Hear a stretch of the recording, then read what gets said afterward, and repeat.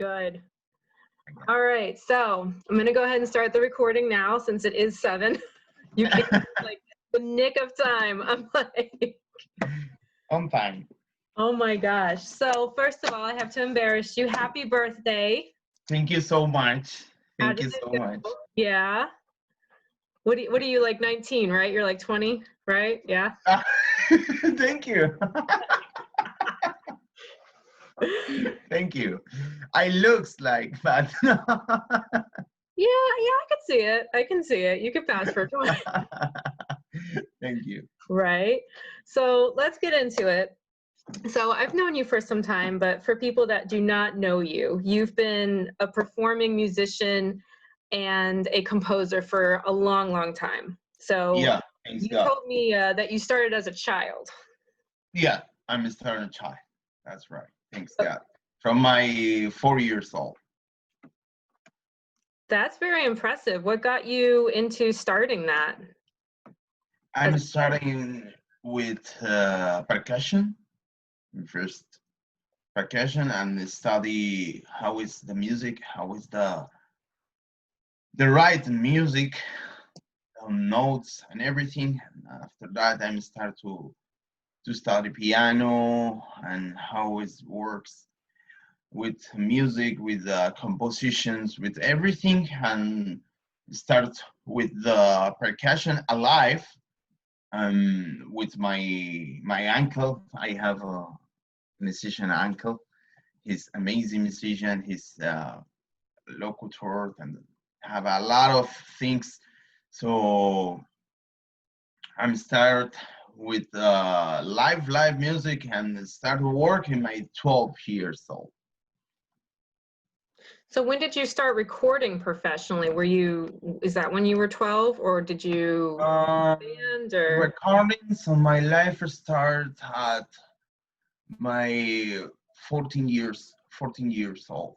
Yeah, 14 years old. I start with my first drum solo with some musician in Argentina, and then start with Mario Kilis, and then with others productions, and then here in the United States for a big companies for reggaeton, for Latin music, for flamenco, for a lot of occidentals things and stuff. That For is relax, for things on movies and big stars on a lot of music, salsa, reggaeton, and a lot of things. And I know at some point you were also on a Belly Dance Evolution with Jelena, were you not? Yes. One time in the Dance Evolution in Holland tour, in Netherlands. Okay, yeah, okay. Yeah, I remember. One something like one month and a half or something like that. In Holland, we visit Holland everywhere. So was that like your dream production, or who has been your favorite dancer that you've ever made music for? About what? A dancer? Yeah, dancer, or do you have like a favorite show that you ever got to be on? Like, I'm doing it, I'm doing the thing, I'm performing with so and so. Kind of. This background is so funny. Hello, welcome. This is so funny. Thank you. Why? With palm trees. That's very nice. That's difficult. It's difficult because you know what? I play for a lot of styles, so I cannot say this is the best. But of course, from the percussion way, of course, I play piano. I play keyboards and some stuff. But with the percussion, I love to play. And what is my favorite show? I think with the Latin music. Sometimes with the Latin music, I can play a lot of things what I never never think, because of course with the music, with the Arab music, it's amazing, and I can do an amazing job and an amazing music, and I can explain and do an amazing show. But now with the Latin music, I feel something different, and I think it's more comfortable for me. Hmm. But I love the Arabic music, of course. I love it. It's my blood. My family is from Arabic music, Arabic word, and everything is amazing. But now I think I see a new way on my life with the Latin music. Oh, is that a spoiler alert? Okay. All right. Kind of. So yeah, I know your father is from Syria, Yeah, and you were born and raised in Argentina. yeah. I'm So, born in Argentina. so do you feel like those influences both affect your music, or have you kept them separate until now? Um, it's difficult question. Yes, I think when I play Latin music, of course, it's my soul, because I'm from Argentina. It's my soul. But with Arabic music, it's all of my life. So I'm born listening to Arabic music and Arabic culture and food and everything. So Argentina gave me the Latin way, but of course my blood is Arabic, and all of my ideas is from Arabic word. Mhm. It's more than Occidental things, of course. Mm. So I know lately, especially with like the lack of performing going on and everything, you've been making custom music for dancers. So Hmm. people will contact you and say, "Hey, Matias, I want my own ballad," right? Yes, Okay. yes. So how do you start that process? I mean, does somebody come up to you and say, "This is what I want, and I want to shimmy this long, and I want a drum solo in the middle"? Or do you say, "Okay, what's your name? I'll make something from you from scratch," and they don't know what they're going to get, and it's a surprise? You know what? We have a lot of different ways, because not all the dances are the same. All the dancers have different things, different ideas, and different styles. So when I start to compose the music, I think about the dancer. How is this the style? How is what she feel on the stage? What she want to feel on the stage with the music?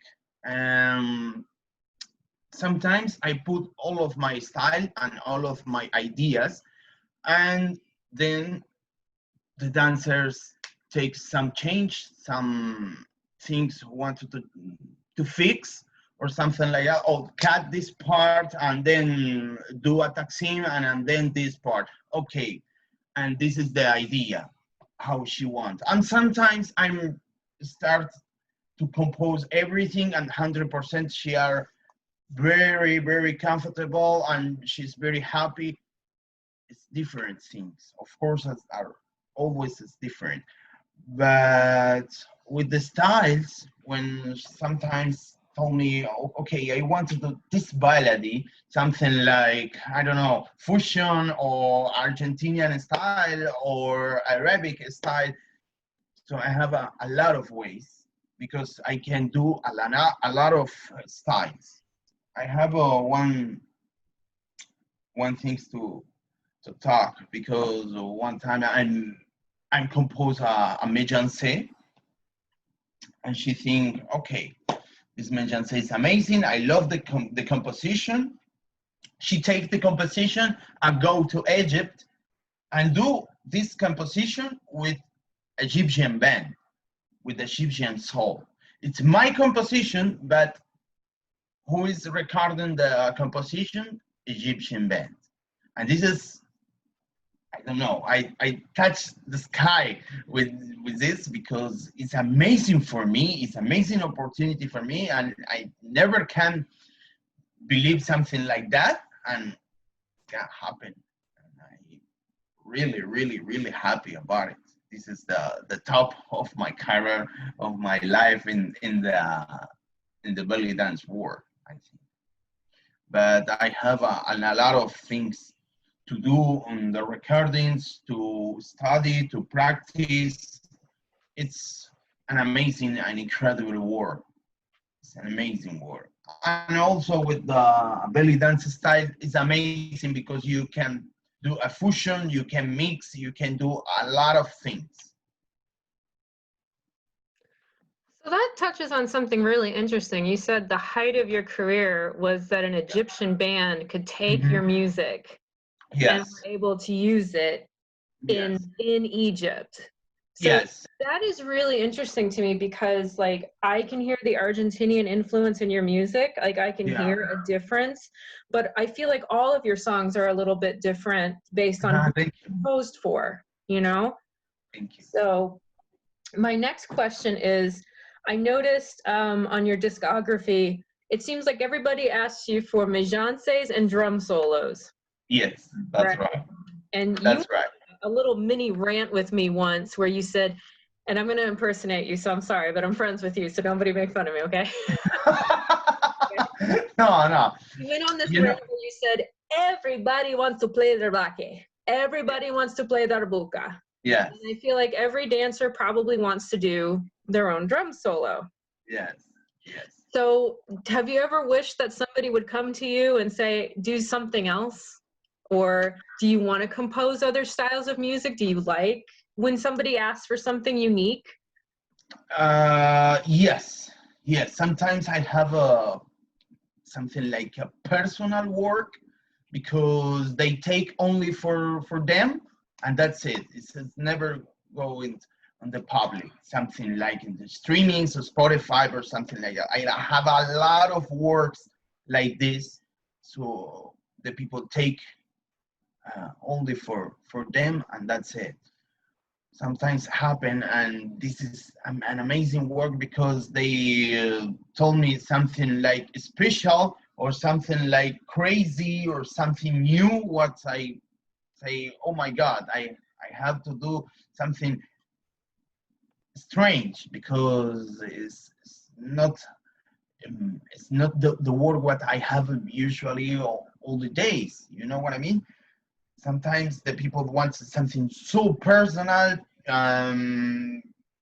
really strange, and it's good to have and show all of the people, but the people take for them, and it's so personal work. So you're pretty much open to everything, which is pretty cool. Yeah, it's very good. Sometimes this happens, I cannot do nothing because they told me, okay, this work is only for me. You cannot put on streamings on your discography or something like that, and that's it. Oh, okay, don't worry because they pay for the composition. They pay a lot of money for the composition, and the composition are really important because you are buying the composition. You're gonna have everything from the composition. If some movies want the composition in the movie or something like in Netflix or something like that, the $1 million are for the dancer, not for me, because they buy the composition. That leads me to my next point, which is something I've always wondered. Is that it's a big deal to have a song that's named after you, right? That's right. That's right. So what happens if you were to use somebody else's song that's on a CD? Is that weird? Is that rude? Is it like, don't use Magelin's Mejanse because you're not Magellan? Like, what is the etiquette for using someone else's music if it's public? No, it's public. It's in the Spotify. It's in iTunes. It's in everywhere. You cannot say nobody can dance my Mejanse because it's for me. No, it's not for you. This is, of course, it's for you. It's thinking about you. It's just your style. It's your soul, but it's not totally for you because it's in a public way, and everybody can put in histories on Instagram or dance the song in a video. So it's to promote the soul of the dancer, to promote the style of the dancer, the photo, of course, in other social media like Spotify. or to have your own album in all of the streamings, and you can put your photo and you can put your name and your videos and everything. It's the other way to have other things in a social media. It's a new way. So nobody uh, can have in like a free, of course, like Facebook. You get a Facebook, you create an account or put on some photo, and that's it. It's not like a Facebook, because you must to pay. You must to have something approvals, and your song, of course, you must have your song or your podcast or something like that. But yeah, you must to pay. It's not free. You know what I mean? Right, but I mean, like I've had students ask me, you know, oh, I want to buy this album, but it was made for SAIDA, kind of thing. Yeah. Yeah, but it's public music at that point. It's So a public music, of course. right, so people could buy your albums, and even if it was made for someone else, it wouldn't That's be. right. But who is in the album? Saida. Okay, the name is Saida. Everybody say Saida, blah blah blah, or whatever, Maylin, blah blah blah, or Amir, blah blah blah, or other things, or Brenda Drum, or I don't know. Now I'm start to present Marta Korsum album, Ala Kushnir album, Jin Hikin album, and Shannon album, the 4 album with a new people, with other dancers from around the world. That they gonna be on the top with the photos next to the star, because the star is gonna be in the middle, and then around the stars are the other artists. It's just a good way to promote your photo, your soul, your name.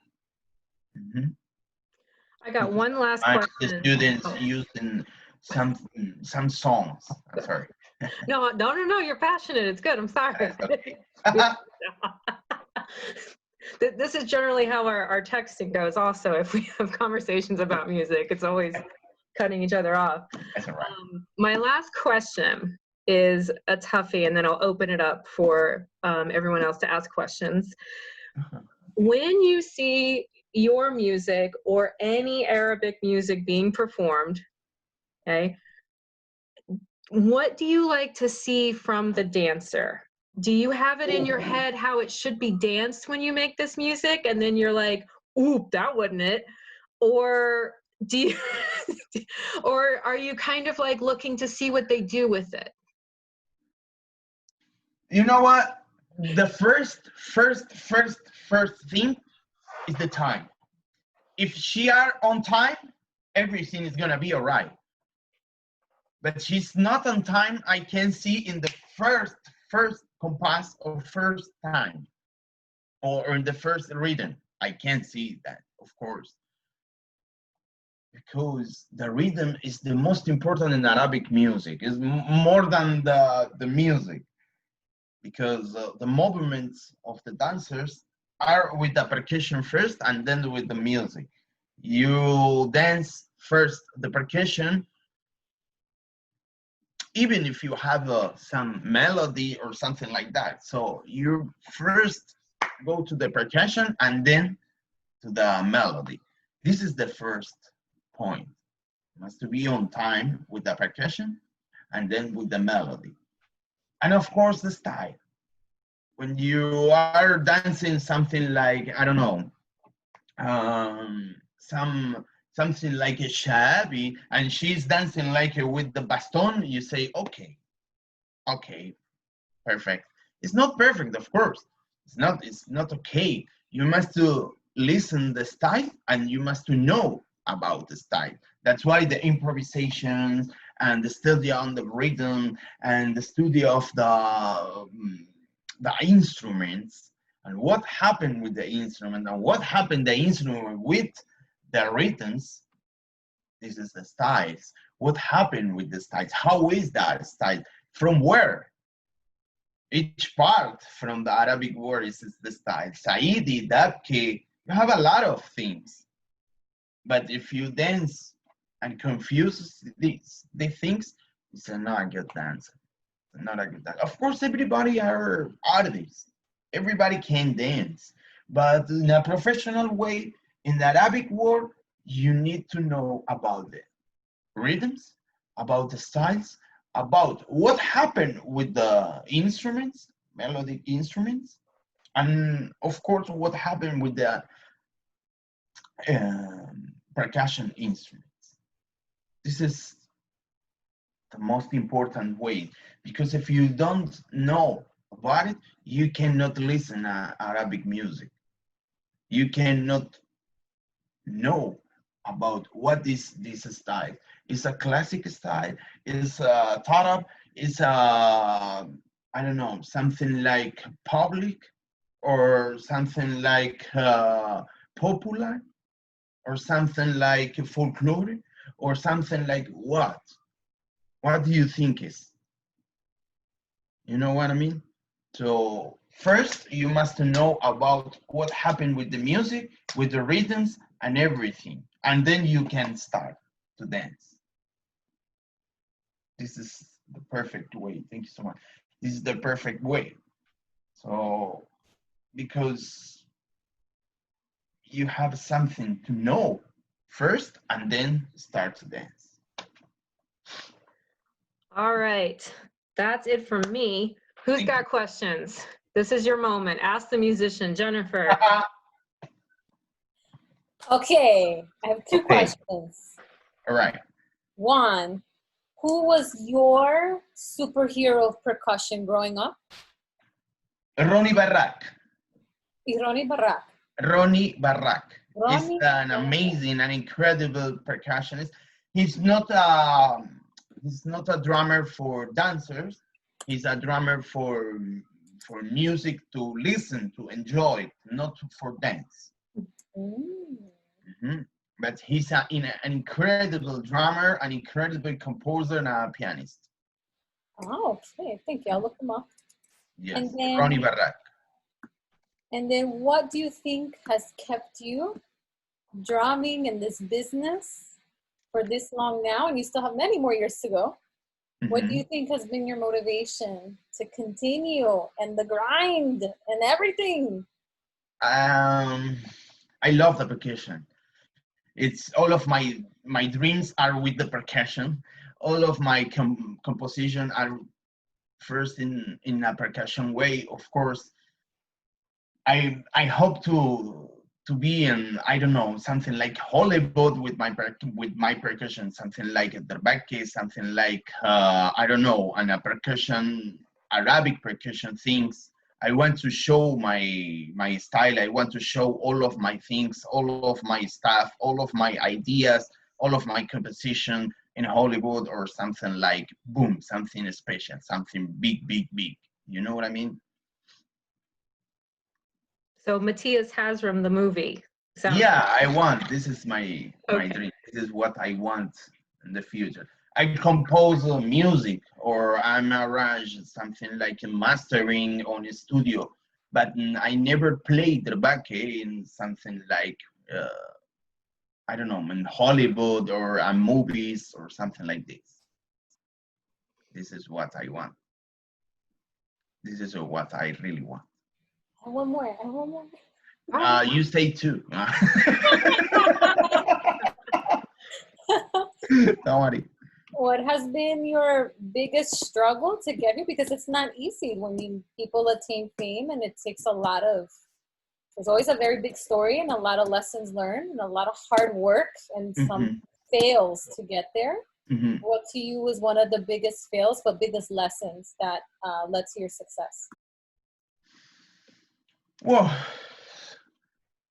I think all of my life is a biggest success, because I'm studying all the time. I try to be better all the time. I try to have more things and more successful, because the music is my life. It's everything. So I live because of the music. So I try to have more and more and more, but I'm really happy with what can I do, what can I have, what I created on my life.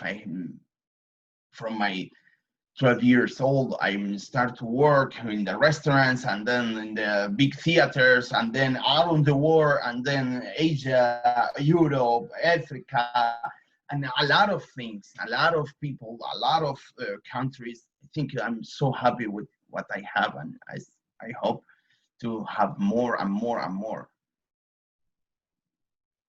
Look at that boyish twinkle in your eye just thinking about it. You can tell like you're really passionate about it.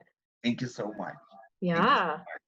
Thank I you hope so to much. see you in a show, not only here online, but I hope to see you there in a show. I hope so. I hope so. Inshallah, Okay. Absolutely. Here in Miami, in Broward, we started with an amazing show. We're gonna do one time on a month. If you wanna come to dance, you are welcome, of course. Is that the Matias Hazrum invite to It's the Matias Hazrum invite, of course. Okay. It's my show. It's my personal show. It's my personal show. Is it really? You're starting a show? Yeah, I'm gonna start on my birthday. You can see the live in my Facebook page. You can see the place. You can see how is the place. It's another beach place, amazing restaurant, amazing view, amazing music, amazing feeling. It's very nice. The people are so nice. The food is amazing, and the place for the dancers is very nice because you can dance in a group or just alone, whatever you want to do. I'm gonna do one time on month with my live music, or if you have some CD or something like that, you can come with your CD or with your music. But if you wanna dance with me alive, welcome. Well, look at you starting a show. It's gonna be in the last Sunday on September. Last Sunday of September. Do you want to, if you want to send me that, I'll share it to the magazine page. Send me your image. And Jennifer. I'm inviting you right now. You must come. I'm with the band. Okay. Of course. And Jennifer and I got to agree with this, but we want you to come to Orlando and come perform at our shows in Orlando. And then after Orlando, you can come see me in Tampa and perform at a show in Tampa. Or I'll just go to Orlando like I always do. Nice. Yeah. So carpool. And your music is available on iTunes, correct? And iTunes, Spotify, every streamings. Everything. Would you like to do this again? We like talking to musicians here, and I'm sure people will continually have music questions about Arabic music. It's always a big topic. That's right. We can contact me, of course, on social media. We can start a classes. I have a lot of schedule on the classes, and you can talk with me in a private way, and we can find some schedule and start the classes or practice, because sometimes the people want to practice and with the live music, with the live percussion, with the live things. Taksim Baladi, Saidi, Mejonse, and everything is in the practice with the classes, or to know about rhythms and how you can write rhythms and how you can understand the rhythms on the sides and everything. I'm inviting you. That's actually a fantastic idea for studios right now too that are doing online classes, so they can contact you directly and stream you in with some live music. That would be great. That's right. Or do like a workshop course. So, all right. Anything else you want to close with, Matias? We're going to wrap it up, and I'll let you get back to your music life. We can talk with Oriana or with Matias. No, the interview is not for me. Now I'm going to start a class right now, 7:30. Okay. Well, enjoy the rest of your evening. Thank you so much for your time. Thank you so much. Thank you so much. Thank you everyone for coming. All right. Thank you again. Bye. Thank you so much. Bye-bye. Thank you, guys. Thank you.